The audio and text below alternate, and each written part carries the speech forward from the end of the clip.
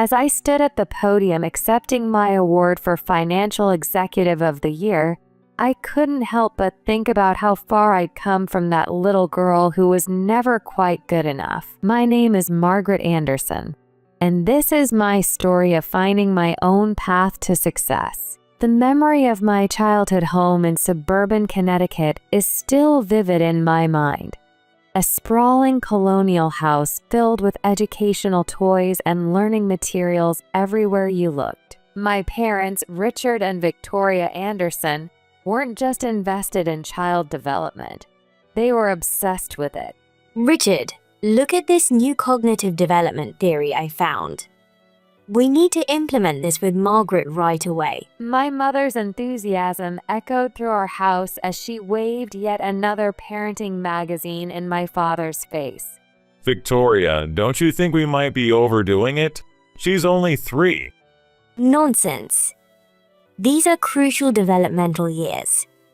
We can't waste a single moment. I remember sitting there with flashcards scattered around me, trying to grasp basic arithmetic, while other toddlers my age were simply playing with blocks. Despite their tireless efforts, I developed at a completely normal pace. I walked when I was supposed to walk, talked when I was supposed to talk, and showed no signs of being the prodigy they'd hoped for. But instead of accepting this, my parents viewed me as their first failed experiment. Everything changed dramatically when my sister Alexandra was born. I was 3 years old, and suddenly our house transformed into what felt like a combination of a research laboratory and a gifted child boot camp. Mom had even taken specialized courses in early childhood development by then, determined not to make what she called the same mistakes she'd made with me. The contrast in how they approached raising Alexandra was stark and unmistakable. Where I had regular toys, Alexandra had educational development tools. Where I had picture books, Alexandra had cognitive enhancement materials. Every milestone became a celebration. Her first words came early. She walked before her peers, and she could solve puzzles meant for older children. The true sanctuary in my childhood was my grandparents' house, just 3 blocks away. Grandpa Henry and Grandma Rose Mitchell became my refuge from the constant pressure and comparisons at home. My grandparents' home was everything our house wasn't: warm, relaxed, and filled with unconditional love. Every Sunday afternoon, I would sit on Grandma Rose's lap while she read stories to both Alexandra and me, treating us exactly the same.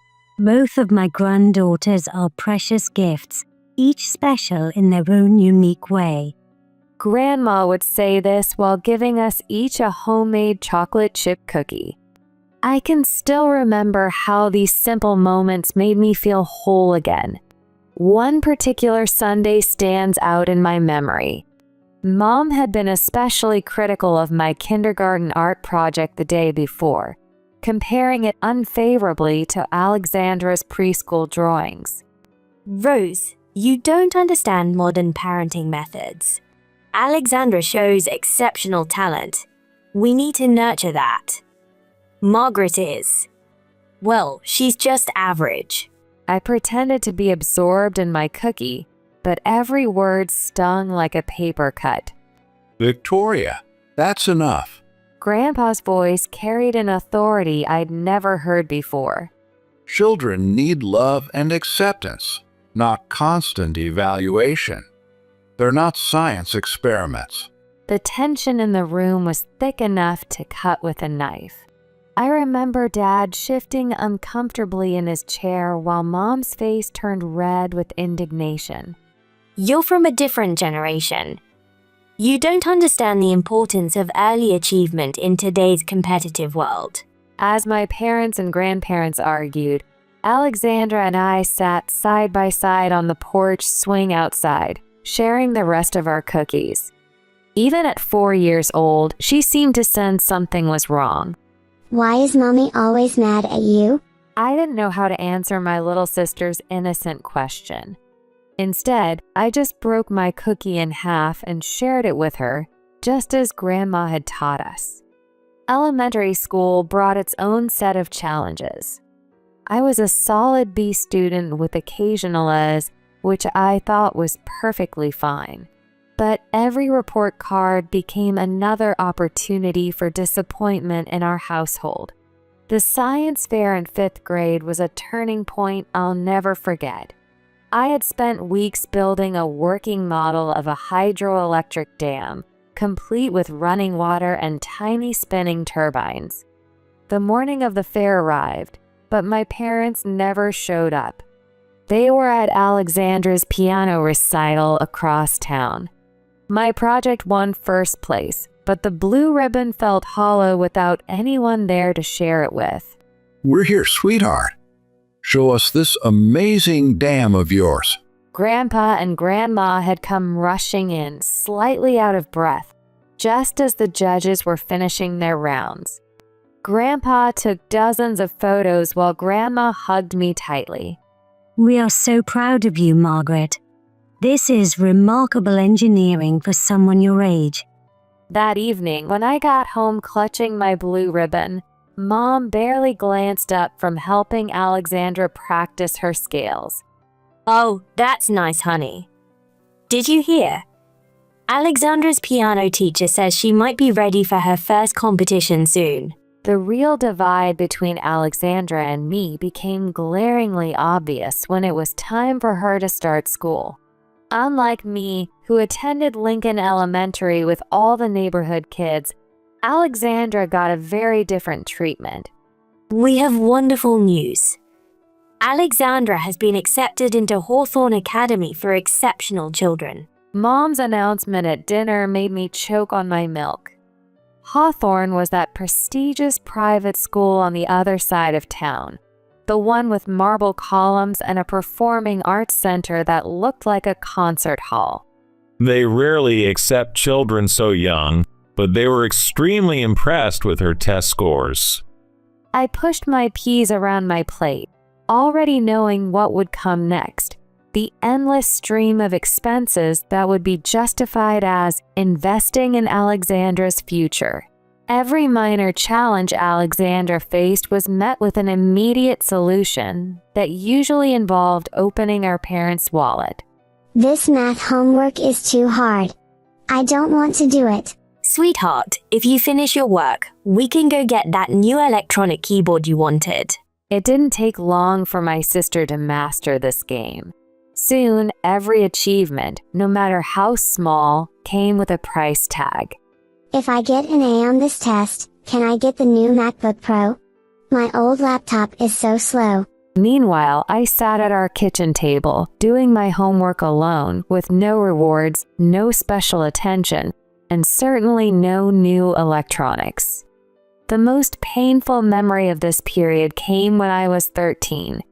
I had just finished redecorating my room, the larger of our 2 bedrooms, with posters of my favorite indie bands and photos of my friends from school. It wasn't anything fancy, but it was my space, my sanctuary. I want Margaret's room. Alexandra's demand came during dinner one evening, her voice carrying that entitled tone she'd perfected over the years. Mine is too small for all my music equipment and study materials. I need more space for my creativity to flourish. I waited for our parents to shut down this ridiculous request. Instead, they exchanged that look I'd grown to dread. You know, that actually makes sense. Alexandra does need more space for her piano and all her academic materials. But that's my room. I've had it since I was little. Margaret, don't be selfish. Your sister needs the space more than you do. You hardly spend any time studying in your room anyway. The next day, while I was at school, they moved all my things into Alexandra's smaller room. When I came home, I found my sister already settled in my old room, her expensive equipment taking up the space where my bed used to be. I stood in the doorway of my new smaller room, tears streaming down my face, staring at my belongings crammed into a space that could barely contain them. They did what? When I called Grandma that evening to tell her what happened, her voice shook with anger. This has gone too far, Margaret. Your parents are making serious mistakes. That night, as I lay in my bed in the unfamiliar room, listening to Alexandra practicing piano through the thin walls, I made a promise to myself. Someday, I would create a space of my own where no one could push me out. As high school graduation approached, I had spent countless hours researching colleges, writing applications, and planning my future. My grades were solid, and I had a strong list of extracurricular activities, including being treasurer of the student council. That fateful Sunday dinner started like any other, with Grandma and Grandpa joining us for Mom's traditional pot roast. So, Margaret, tell us about your college plans. Where are you thinking of applying? I straightened in my chair, excited to finally share the research I'd done. I've been looking at Riverside University's business program. Their finance department is highly ranked, and they have an amazing internship program with major firms. Oh, about that. Mom's interruption came with that dismissive tone I knew too well. Your father and I have been discussing this, and we won't be able to help with your college tuition. We need to save all our resources for Alexandra's education. She's got a real shot at Juilliard or Yale, and that's not going to be cheap. The silence that followed was deafening. I could feel my dreams crumbling around me. Have you completely lost your minds? Grandpa's fork clattered against his plate. We have to be realistic here. Alexandra is gifted. She has real potential. Margaret is. Well, Margaret is ordinary. She can get a job after high school or take some community college classes if she saves up. How dare you dismiss your own daughter like this? I couldn't take it anymore. Shoving my chair back from the table, I ran upstairs, tears already streaming down my face. Behind me, I could hear the continued argument, my parents' cold logic clashing with my grandparents' outrage. A gentle knock came at my door 15 minutes later. Margaret, sweetheart, may we come in? Grandma and Grandpa entered, sitting on either side of me on the small bed. Your grandmother and I have made a decision. We're going to pay for your college education. All of it. But that's too much money. Nonsense. We've been saving for years, and this is exactly what that money is for. Investing in a bright future. College life at Riverside University was like stepping into a different world. Away from my parents' constant comparisons and criticism, I discovered who I really was. The business program suited me perfectly. My analytical thinking earned praise from professors, and I found I had a natural talent for understanding market trends and investment strategies. Ms. Anderson, your analysis of emerging market patterns is remarkably insightful. Have you considered applying for our advanced finance track? It was the first time an educator had seen potential in me, and it felt transformative. Every Sunday evening, I would call Grandma and Grandpa to update them on my progress. I hadn't spoken to my parents since leaving for college, and they hadn't tried to contact me either. Margaret, you won't believe what's happening with Alexandra. Grandma's voice carried an unusual mix of concern and irony one evening during our weekly call. She got into Juilliard, just as your parents wanted. But once she got there, away from their constant supervision, she just stopped caring about everything. As I listened as Grandma described my perfect sister's dramatic fall from grace, Alexandra had discovered parties, boys, and the freedom to do whatever she wanted. Your mother called us in tears yesterday. The dean's office sent them a warning letter. Alexandra's barely attending classes, and when she does show up, she's either late or unprepared for her recitals. What are Mom and Dad doing about it? Oh, they're beside themselves. They've tried everything, threatening to cut off her allowance, promising her a new grand piano if she brings her grades up. They even flew to New York twice to talk some sense into her. But Alexandra just laughs it off, says she's too talented to be constrained by academic requirements. The irony wasn't lost on me. After years of giving Alexandra everything she wanted, my parents had created someone who didn't know how to handle responsibility or cope with real challenges. Well, it finally happened. Alexandra got expelled from Juilliard, failed almost every class, and had too many disciplinary infractions to count. I could hardly believe it. The golden child, the prodigy, the one who was supposed to bring glory to the family name, kicked out of music school after just one semester.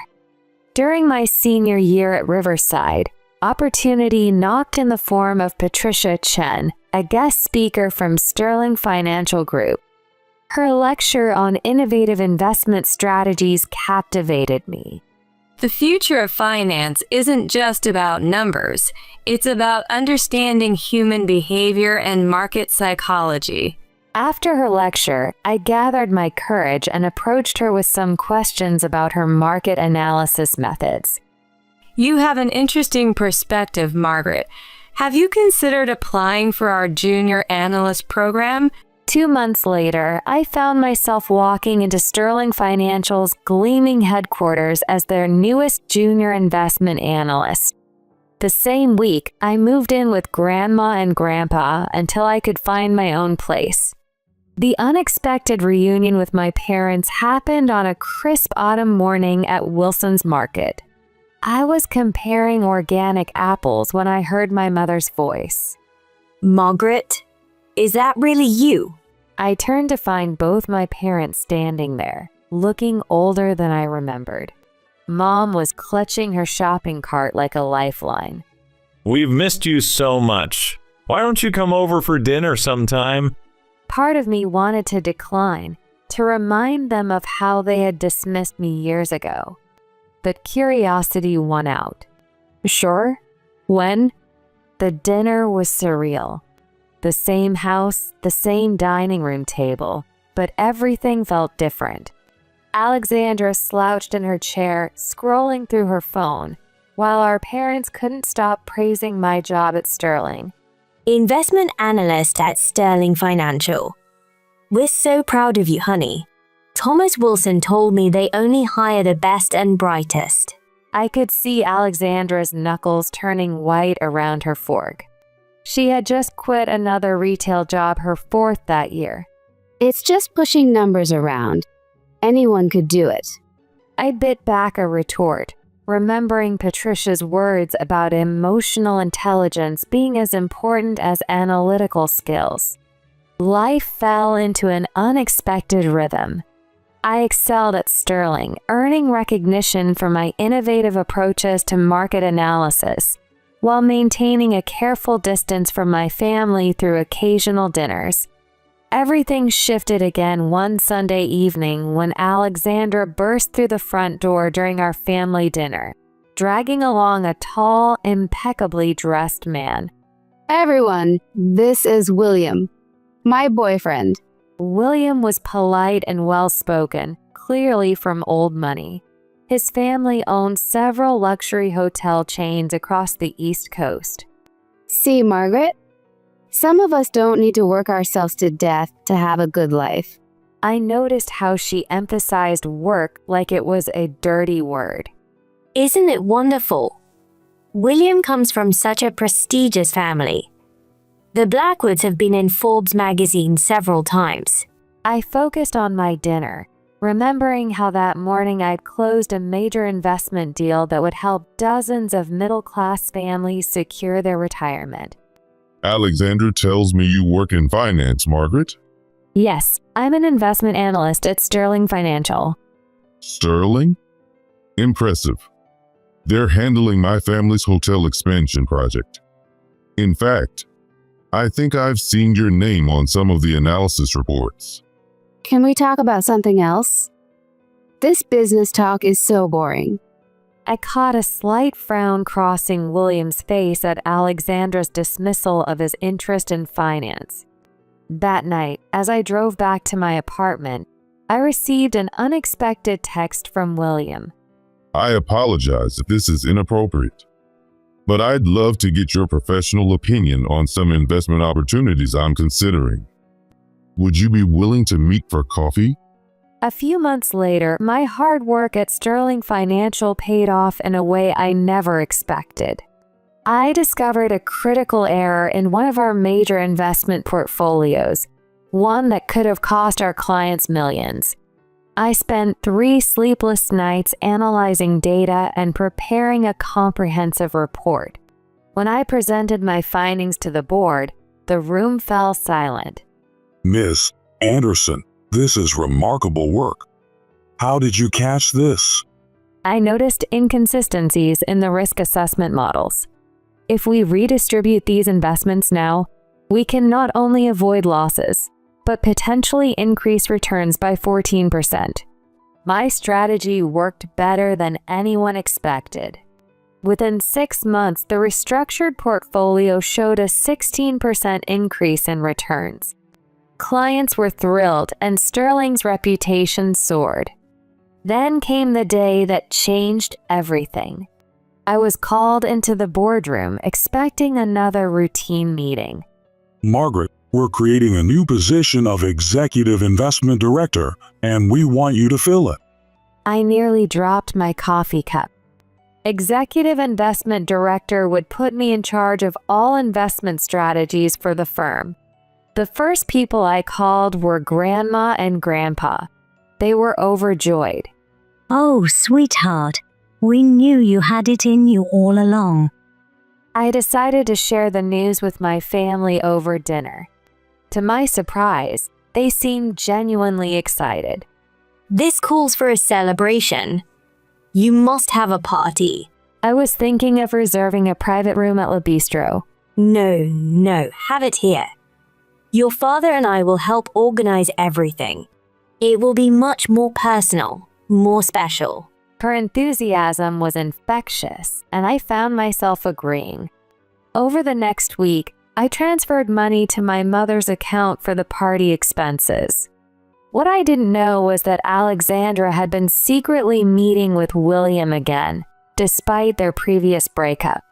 She had been working on her own plan for a grand announcement.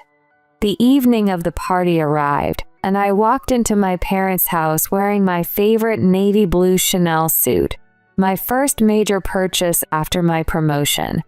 The house was beautifully decorated with fresh flowers on every surface. Family members were already mingling, champagne glasses in hand. Grandma and Grandpa gave me warm hugs, while Aunt Helen kissed my cheek. Alexandra was holding court in the living room, wearing a stunning white designer dress. Once all the guests had arrived, we gathered around the large dining table. I stood up, champagne glass in hand, ready to make my announcement. I'd like to thank everyone for coming tonight. Oh, sweetie, let me. Mom jumped up, cutting me off mid-sentence. Her voice was almost singing with excitement, but not for the reason I expected. We've gathered here today to celebrate a wonderful occasion. Our beautiful Alexandra and William are engaged to be married. The room erupted in gasps and congratulations. Alexandra pretended to blush while showing off a massive diamond ring. I fell back into my chair, my champagne glass nearly slipping from my numb fingers. This couldn't be happening. The party I had paid for, my promotion celebration, had been hijacked for Alexandra's engagement announcement. Don't you dare make a scene. Dad's whispered warning came with an iron grip on my wrist. If you ruin this for your sister, we'll cut you off completely. No inheritance, no family, nothing. Sit down and smile. I yanked my hand away from his grip and stood up. No, everyone needs to know the truth. The room fell silent. Alexandra's smug smile froze on her face. This party was supposed to be celebrating my promotion to Executive Investment Director at Sterling Financial. I paid for everything. The food, the decorations, all of it. My parents took my money and turned my celebration into an engagement party for Alexandra without telling me. Gasps and whispers filled the room. Aunt Helen's hand flew to her mouth in shock. That's not true. Margaret, stop this nonsense right now. Show them the invitation, Aunt Helen. What does it say?